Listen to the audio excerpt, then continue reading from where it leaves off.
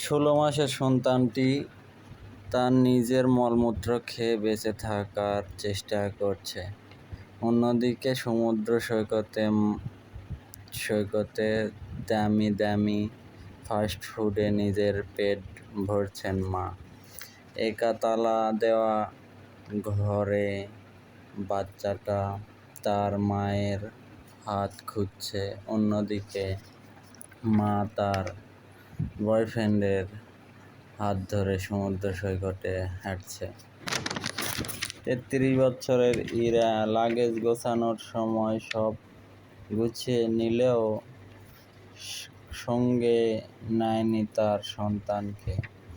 না, এটা ভুলে নয়, ইচ্ছে করেই তালাবন্ধ করে রেখে গেল তার সন্তানকে।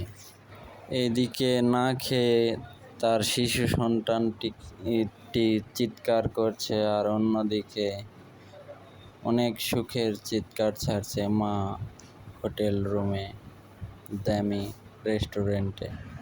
মা তো তার নিজের সন্তানের জন্য নিজের জীবনটাও দিতে পারে। এটা কেমন মা? মায়ের কাছে সন্তান তো তার পৃথিবীর সবচাইতে দামি উপহার হয়।